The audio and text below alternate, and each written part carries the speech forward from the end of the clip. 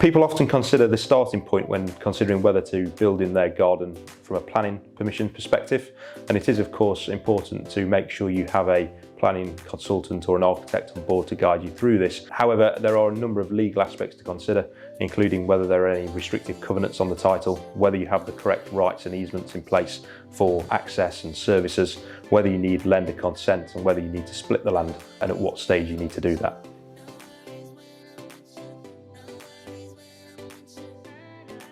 So restrictive covenants are restrictions on title which may prevent you from doing something on your property. So for example, it may be a restriction not to build, or it may be a restriction that says that you have to get consent or approval of plans from a third party. What's important is that you understand what restrictive covenants are on your title, what the implications of those are, and therefore what the risks are should you go ahead with the build.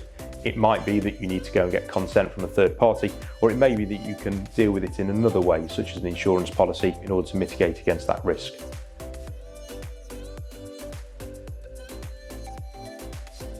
In short, you need to ensure that you've got all necessary rights of access and services that you need in order to enjoy the use of the property that you're going to develop. So this could mean routes of access on foot or with vehicles, but also routes of services, not only the lane of the services, but also the use of the services such as water pipes and electrical cables thereafter.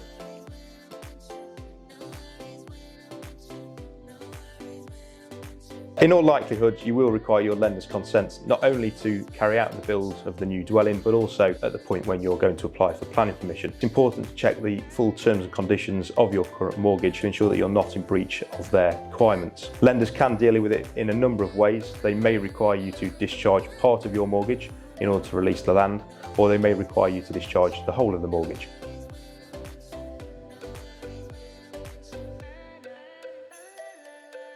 Usually our advice is not to split the title before you start developing from a legal standpoint. There are a number of reasons for this, but primarily the Land Registry are reluctant to do so. It is, however, worthwhile getting advice from your accountant or tax advisor, as it may be that they suggest alternative structures, for example, transferring the land into a company prior to developing.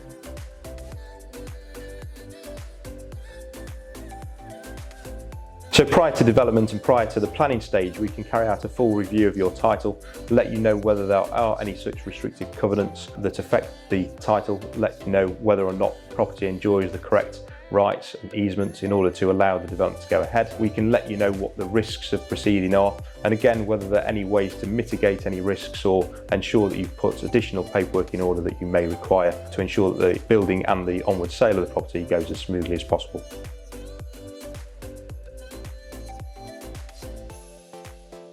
So recently we've carried out a title review for a client who was looking to knock down an existing dwelling and create 2 new dwellings in its place. Part of that review included looking as to whether there were the correct rights over a private driveway. When we looked at the title, there wasn't actually the correct rights there, and that's led to the client going off to speak to their architect to see if they can create an alternative scheme with less risk and an alternative route of access.